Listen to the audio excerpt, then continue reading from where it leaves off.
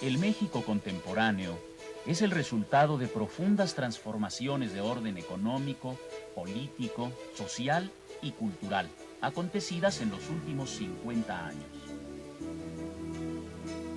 Nuestro país se desarrolló industrialmente, transformando su antiguo rostro rural en una moderna sociedad urbana con todas las ventajas y desventajas que ha implicado este proceso. Hoy nos ocuparemos de los cambios ocurridos en el sistema político del país a lo largo de las últimas 5 décadas y sus implicaciones en la sociedad del México de hoy.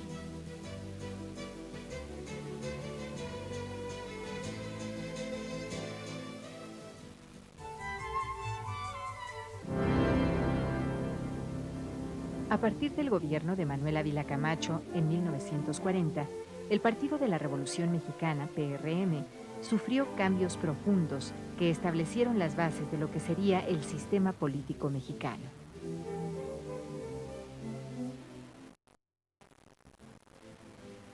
Las movilizaciones masivas cardenistas fueron sustituidas por el establecimiento de instituciones del gobierno encargadas de llevar a efecto los proyectos económicos y sociales derivados de la Revolución de 1910.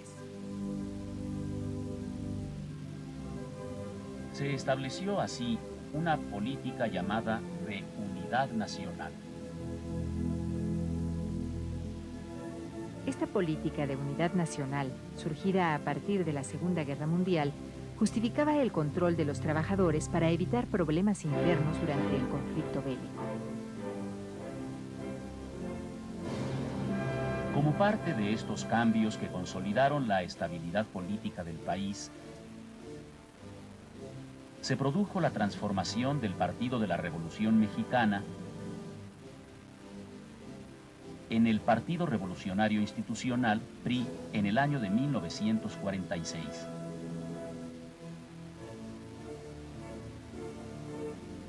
Esta transformación del partido gobernante tenía como objetivo preparar al país para los tiempos de la posguerra, pasando al mismo tiempo de la época de las luchas revolucionarias a la institucionalización de la misma.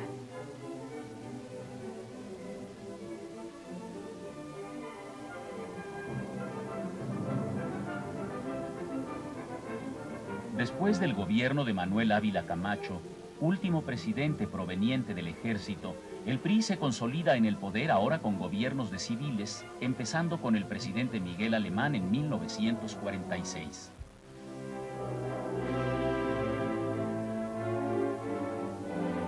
Los cambios operados en el partido gobernante, que dieron origen al PRI,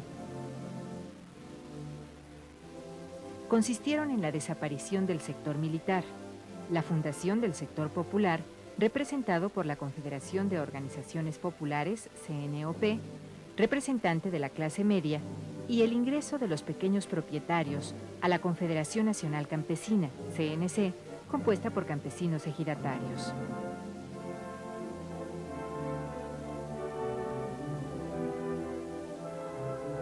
Por su parte, el sector obrero, afiliado a la Confederación de Trabajadores de México, CTM, continuó sin modificaciones y junto con la CNC y la CNOP mantuvieron una relación de apoyo al gobierno continuando con la política de unidad nacional.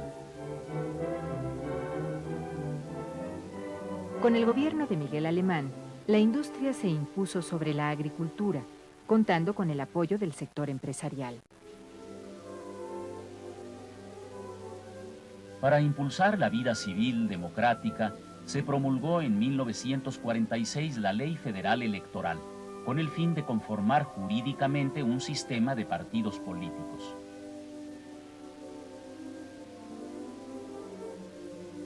Dicha ley perseguía el objetivo de crear las condiciones para una mayor participación de la población a través de los partidos políticos, por medio de los cuales podrían proponer y elegir a los gobernantes. Fue así como se registraron los partidos que ya existían para 1946, es decir, el PRI, el Partido de Acción Nacional fundado en 1939 y el Partido Comunista Mexicano fundado en 1919.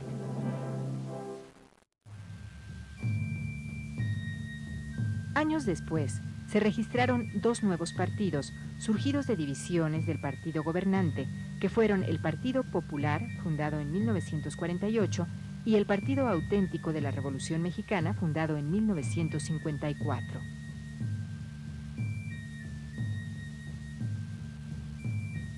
Sin embargo, la debilidad de los partidos opositores impidió que estos ocuparan espacios importantes de representación popular, por lo que el gobierno de López Mateos inició nuevas reformas electorales que permitieran una mayor participación democrática de la sociedad.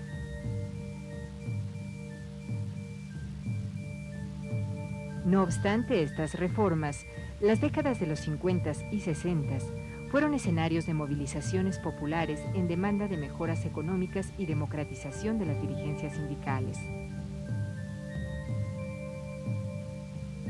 Entre estos movimientos destacan en el año de 1958 los de telegrafistas, ferrocarrileros y maestros. Los dirigentes de estos movimientos, como el profesor Otón Salazar y los trabajadores ferrocarrileros Demetrio Vallejo y Valentín Campa, fueron detenidos acusados del delito de disolución social.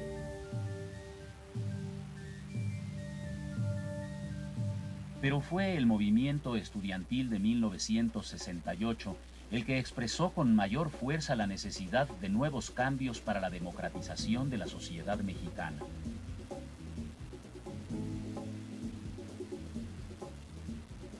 Antes de las movilizaciones de 1968, ya se habían registrado protestas estudiantiles en la Universidad Nacional, en el Instituto Politécnico y en los hospitales públicos donde los jóvenes médicos exigían mejoras en sus condiciones de trabajo.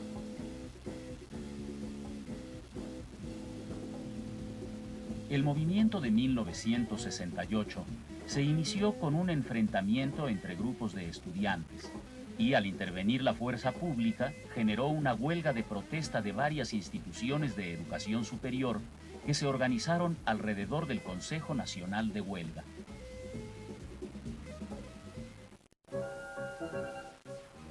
Ante el avance del movimiento, el presidente Díaz Ordaz señaló en su mensaje del cuarto informe de gobierno que los disturbios habían llegado a niveles que no se podían permitir. Sin embargo, continuaron sumándose otros sectores sociales al movimiento, como los maestros y los trabajadores, que veían en el movimiento estudiantil un impulso a la lucha por la democratización del país.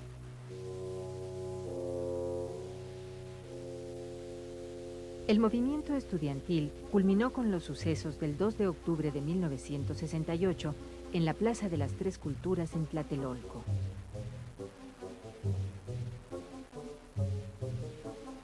Las movilizaciones masivas de 1968 transformaron el sistema político mexicano, que se vio en la necesidad de abrir las vías para una mayor y plural participación política de la población.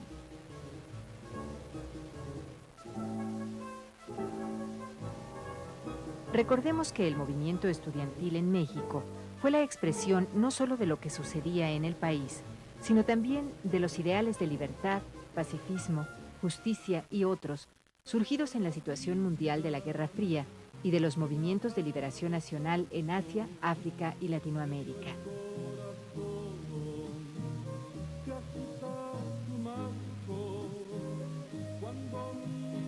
Es así como el gobierno de Luis Echeverría impulsó en la década de los 70 la política de apertura democrática, con el fin de permitir a muchos jóvenes e intelectuales su acceso al ejercicio del poder y a la administración del Estado.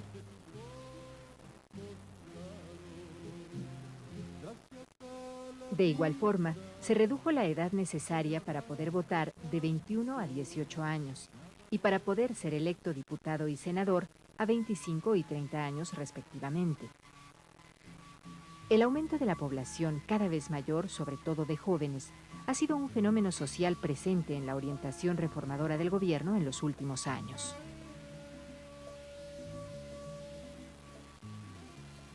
Durante el gobierno de José López Portillo, la reforma política se plasmó en la Ley Federal de Organizaciones Políticas y Procesos Electorales, que fue aprobada por el Congreso en diciembre de 1977.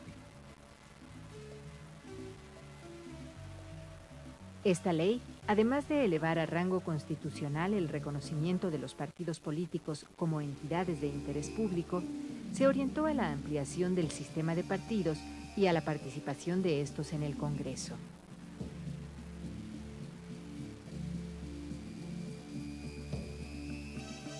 En estas condiciones obtuvieron su registro nuevos partidos, como el Partido Demócrata Mexicano y el Partido Socialista de los Trabajadores.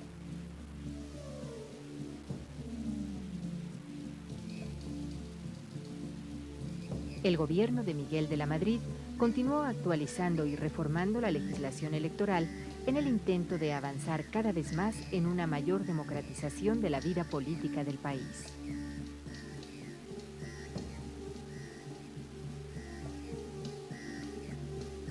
Las elecciones presidenciales de 1988, en donde contendieron los candidatos del PRI, del Frente Democrático Nacional, del PAN y del Partido Revolucionario de los Trabajadores, que fueron las más competidas de la historia de México hasta 1990, muestran el desarrollo político que ha tenido el país en las últimas décadas. Es así como se ha desenvuelto el sistema político de México, el cual requerirá de nuevas transformaciones acordes a las necesidades de participación democrática de una población que crece cada vez más.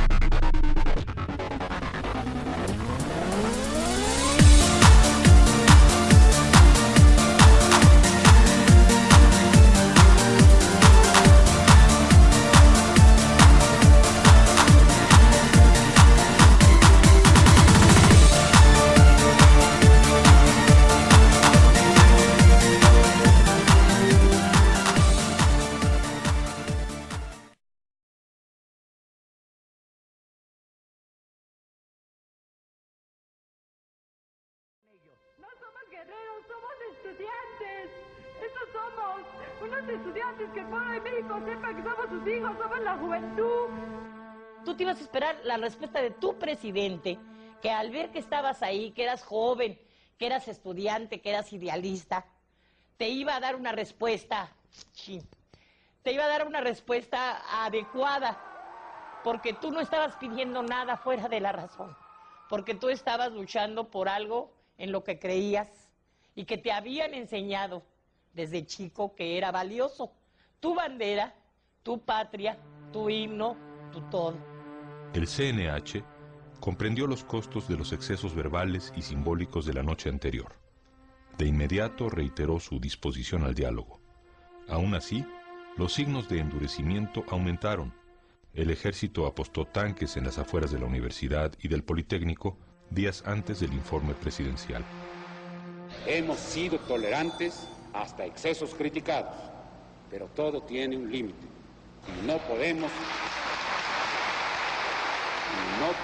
permitir ya que se siga quebrantando irremisiblemente el orden jurídico como a los ojos de todo mundo ha venido sucediendo. Aunque debilitado, el 13 de septiembre el movimiento daría una nueva batalla cívica que permanecería hondamente en el recuerdo de muchos, la llamada Manifestación del Silencio. Cerca de 200.000 jóvenes marcharon con pañuelos en la boca. Luis González de Alba la describiría así: de aquellas decenas y después de cientos de miles, solo se oían los pasos. El silencio era más impresionante que la multitud. Parecía que íbamos pisoteando toda la verborrea de los políticos, todos los discursos, toda la demagogia. El 18 de septiembre el ejército ocupa la ciudad universitaria y el 24 de septiembre el ejército toma el casco de Santo Tomás después de horas de batalla campal entre estudiantes y policías. Algunos líderes son detenidos y enviados a la cárcel de Lecumberri. La capital del país vive un estado de sitio apenas disfrazado. El día 30 el ejército sale de la ciudad universitaria. El 2 de octubre 3 líderes estudiantiles iniciaban las pláticas oficiales con representantes del gobierno en la casa de Barrosierra. El movimiento estudiantil declinaba de manera evidente. Mermados y golpeados, los dirigentes que quedaban libres convocaron a un mitin en la Plaza de las Tres Culturas en Tlatelolco. El 2 de octubre se reunieron entre 5 y 10.000 personas en la Plaza de las Tres Culturas. Un lugar cerrado, con apenas 2 accesos. Una verdadera trampa natural. Queríamos que fuera un mitin muy rápido porque acabábamos de salir pues de la ocupación de las escuelas por el ejército. Entonces era llegar y salir rápido.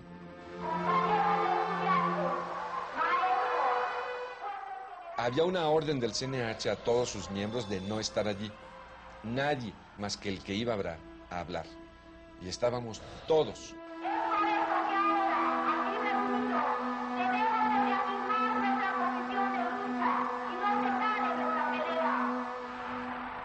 Desde la mañana los tanques se habían apostado en los alrededores de la plaza. Junto a ellos, los soldados limpiaban sus bayonetas. Me dijeron algunas personas que llegaban allí, oye Luis, hay gente muy rara, hay unos muy pelones y traen un guante o un pañuelo blanco en la mano izquierda. Pues, bueno, pues han de ser policías. Se sabría después que se trataba del Batallón Olimpia, entrenado para la seguridad durante los Juegos Olímpicos, que rondaba el edificio Chihuahua, donde se hallaban los oradores. Otros llegaban y decían, el ejército está en tal calle. Pues sí, en todo mitin, en toda manifestación, el ejército había estado vigilando a la distancia. No era nada extraordinario, está el ejército, pues sí. El ejército era comandado por el general José Hernández Toledo, el mismo que había encabezado la toma de la Universidad de Morelia en 1966, la irrupción en la Preparatoria 1 y la ocupación de la ciudad universitaria. Lo que yo no sabía era que eso era un cerco. Atrás del Chihuahua también había ejército que iba a avanzar bajo el edificio. Cuando un helicóptero empezó a volar por encima de la plaza, un helicóptero verde del ejército, volaba en círculos concéntricos. De pronto, los hombres del guante blanco subieron al tercer piso del edificio Chihuahua. Entonces me preocupé y le dije a los chicos, miren, están tirando bengalas, y si tiran bengalas significa que tienen la intención de disparar. Y como sabían que había estado en Vietnam, me dijeron, hey, tú ves las cosas como en Vietnam. Apenas me decían esto, empezaron los disparos. Aparecen un montón de manos haciendo esto. Manos con guante blanco, con trapo blanco. Aparecen haciendo así, paz. Se empiezan a oír paz, paz, y la gente corre. Los hombres del guante blanco obligaron a los líderes a tirarse al suelo. Y desde el barandal del tercer piso empezaron a disparar hacia abajo al azar. Y entonces el helicóptero y y el chamaco queda en el pasto. Yo tengo la idea como si lo hubieran clavado así.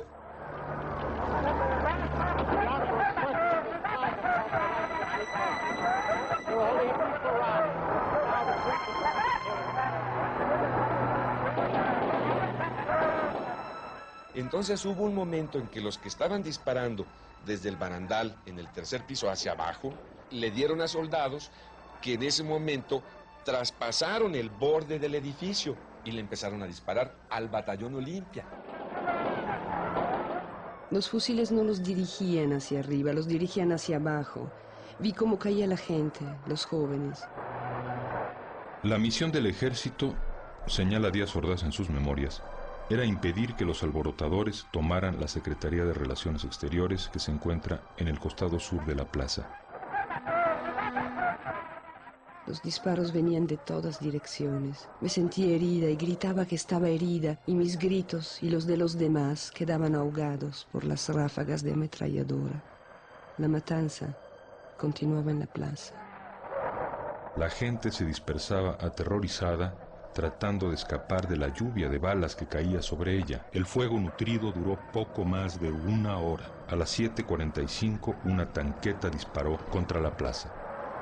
Que el grueso del fuego que se oyó durante tanto rato fue el ejército en ese cerco, con la gente en medio. Y allí vino la gran matanza. En su descripción de los momentos cruciales, el presidente señala: están disparando desde los altos de uno de los edificios cercanos. Son ellos los que están disparando. La balacera dura poco. El ejército respondió a los tiros que no sabía bien de dónde venían. La balacera continuó hasta las 11 de la noche. La lluvia comenzó a caer mezclándose con la sangre. Todavía al día siguiente se siguieron escuchando tiros aislados. Los detenidos esa noche fueron más de 2,000. Muchos fueron desnudados, golpeados, vejados. Hay redada de agitadores, prosigue la versión presidencial. Los detenidos son llevados al campo militar número 1 para ser examinados. Se practica una requisa de metralletas. Hubo clara consigna de no dejar huella de la matanza. Se apagaron las luces de la plaza y sus alrededores y se cortaron las líneas telefónicas. El ejército amenazó a los fotógrafos y a un periodista extranjero, lo hirieron con bayonetas para obligarlo a soltar el rollo de su cámara. Se impidió la entrada de las ambulancias a la plaza. La censura informativa se extendió a los hospitales, donde la policía impedía el paso de quienes llegaban a preguntar por algún familiar. Se contaba con que iba a haber represión, con que podía haber represión, pero no de la magnitud con la que se dio el 2 de octubre. Fue una represión feroz, inusitada, cobarde, que cortó de tajo con el movimiento y con la vida de más de 300 mexicanos. Por fin habían ganado sus muertitos, escribió Díaz Ordaz. En su opinión, lo habían logrado asesinando a sus propios compañeros. El 3 de octubre, la prensa habló de unos 20 muertos. En un libro publicado 3 años después, Elena Poniatowska citó el testimonio de una madre que desde una ventana buscaba a su hijo y que contó 65 cadáveres en un solo lugar. Díaz Ordaz, 9 años después de la matanza, concedió que murieron 40 personas entre estudiantes y militares. La cifra real se desconoce porque los cuerpos desaparecieron. Es probable que fueron quemados. A la mañana siguiente, recuerda un testigo, la plaza estaba roja de sangre que quisieron cubrir con aserrín. No es casual, declaró Octavio Paz un mes más tarde, que los jóvenes hayan caído en la antigua plaza de Tlatelolco. Allí precisamente se encontraba, decía Paz, el templo azteca, Teocalli, donde se hacían sacrificios humanos. Los versos de un poeta náhuatl describían con exactitud lo ocurrido.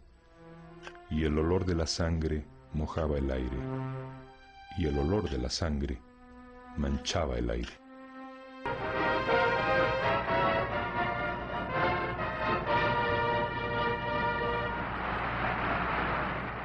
El 12 de octubre, 10 días después de la matanza, daban comienzo los Juegos Olímpicos bajo el emblema de la Paloma Blanca de la Paz.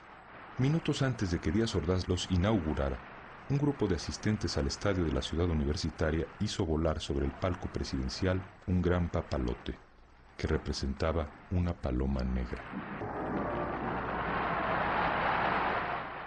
Cuando Octavio Paz recibió la noticia de la matanza de Tlatelolco, renunció como embajador de México en la India. Lázaro Cárdenas no podía creer que los soldados de la Revolución hubiesen usado sus armas contra los estudiantes. Un año después, al rendir su quinto informe de gobierno, Díaz Ordaz se refirió con detenimiento a los sucesos del 2 de octubre. Asumo íntegramente la responsabilidad personal, ética, social, jurídica, política e histórica por las decisiones del gobierno en relación con los sucesos del año pasado.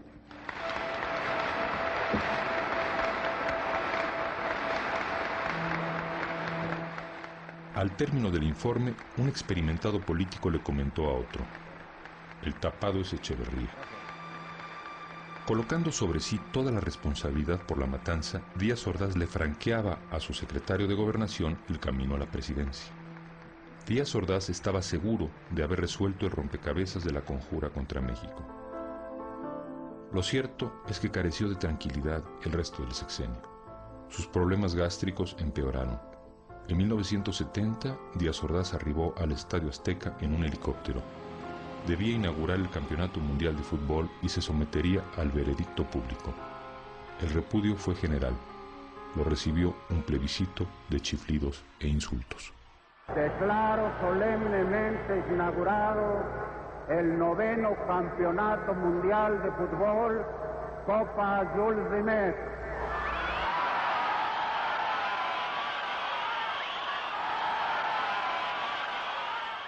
En 1977, Gustavo Díaz Ordaz fue nombrado embajador de México en España y se vio obligado a salir del aislamiento en que vivía. Cuando los periodistas le hicieron las preguntas obligadas sobre el 68, contestó acompañando las palabras con golpes en la mesa. Que va a España un mexicano limpio que no tiene las manos manchadas de sangre.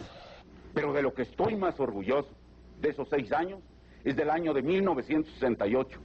Porque me permitió servir y salvar al país, les guste o no les guste, con algo más que horas de trabajo burocrático, poniéndolo todo: vida, integridad física, horas, peligros, la vida de mi familia, mi honor, el paso de mi nombre a la historia.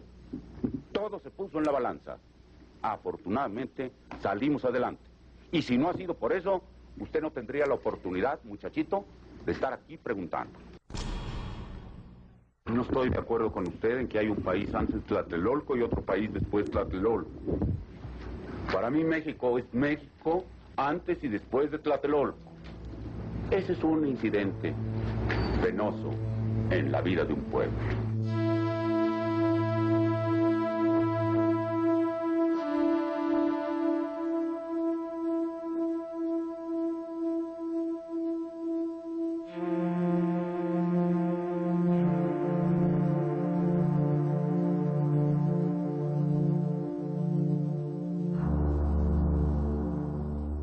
Díaz Ordaz murió en 1979 de cáncer en el colon.